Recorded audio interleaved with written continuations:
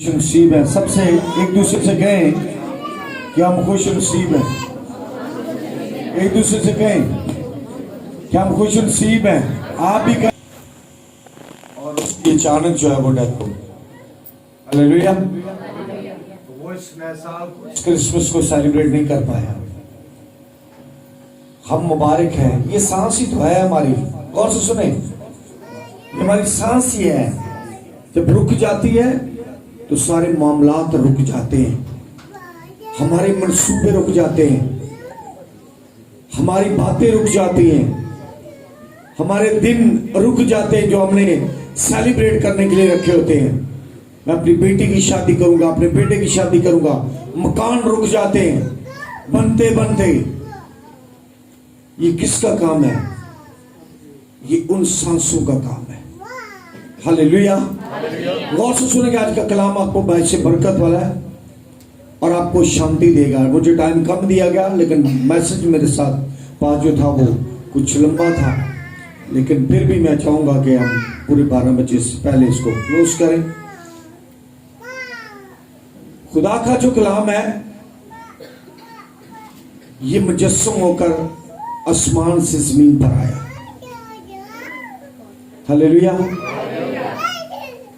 400 साल, सुने कितने साल? 400 साल। याद रहेगा। 400 साल खामोशी रही, कोई नबी भरपा नहीं हुआ। मलाकी नबी आखिरी पुराने अहदनामे के नबी थे, उसके आगे ब्रेक लग गई। कितने सालों की लगी ब्रेक? 400 साल। थोड़ा सा नहीं है, 400 साल ब्रेक लगी रही, कोई नबी भरपा नहीं हुआ।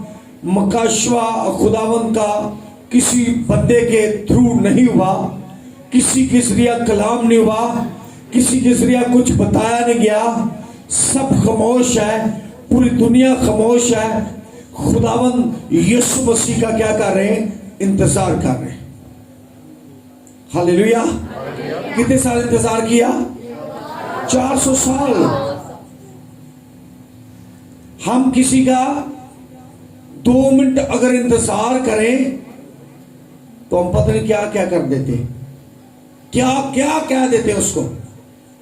5 मिनट अगर हम हो जाए, हमें खड़े होकर सड़क पर आधा घंटा खड़ा हो जाए, हमें होना पड़े तो हम कहते मैं 5 घंटे से, आधा घंटा हो रहा है तो मैं 5 घंटे से तेरा इंतजार कर रहा हूं। लेकिन ये खामोशी कितने साल तक रही है? 400 साल तक खामोशी रही। खुदावंद के पाक कलाम में मलाकी और मत्ती के दरमियान जो फासला था वो 400 साल का फासला था। इंतजार हो रहा है, कौन आएगा? ये साया भी कह रहा है कि एक नबी भरपा होगा। ये साया पेशन कोई कर रहा है कि एक बेटा होगा जिसका नाम यीशु रखा जाएगा, इमानुएल होगा।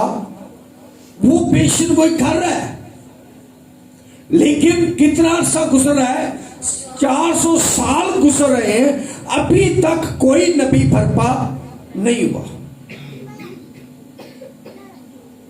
कितना यहूदियों को, गैर कौमों को, पूरी दुनिया को इंतजार करना पड़ा कि कोई नबी आए।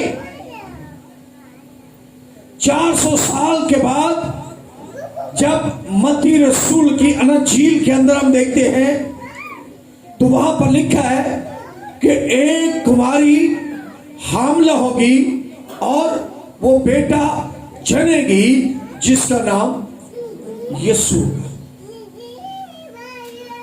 वो क्या कर रहे हैं? इंतजार कर रहे हैं। हमारी जिंदगी कितने साल हो गए, हम खुदावंद के हुजूर आज तक मसीह यीशु को जान नहीं पाए।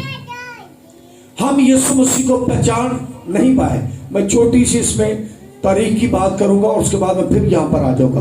पैदाइश की किताब उसका 35वां बाब हम देखेंगे। पैदाइश की किताब है और उसका 35वां उसकी 21 आयत हम देखेंगे, जल्दी से पढ़ देंगे। 35वां की 21 आयत पैदाइश की किताब। कलाम हक का पढ़ना शुरू करते मसीह यीशु के अजीम और जलाली नाम से। आमीन। और इसराइल आगे बढ़ा और अदर के बुर्ज की पड़ली तरफ अपना डेरा लगाया। आमीन। अदर की के बुर्ज की परली तरफ क्या लगाया? डेरा लगाया। ये कौन है? असाइल आगे बढ़ा। ये तब की बात है जब राहल के बेटा हुआ और वो मर गया। ये अदर जो है ये बैतलहम का इलाका है। अदर के अंदर क्या होता था कि एक खास मजूसी वहां पर उस प्लेस में रहते थे।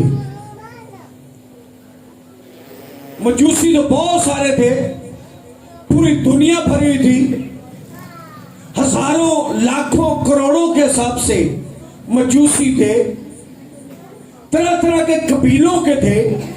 लेकिन ये मजूसी ये चरवाहे जो थे ये अदर के इलाका के अंदर रहते थे। और उस इलाका के अंदर जो अदर है उस इलाके के बाद में वहां पर बैतलहम नाम दिया गया। अदर जो है उसमें जो गिडरिये रहते थे, वो गिडरिये चरवाहे जो थे वो भेड़ों को पालते थे। और वो भेड़ें खास किस्म की भेड़ें होती थी। और वो भेड़ को जब उस बर्रे को खूबसूरत उसकी परवरिश करते, खूबसूरत उनको खुराक देते थे, तो उसको क्या करते?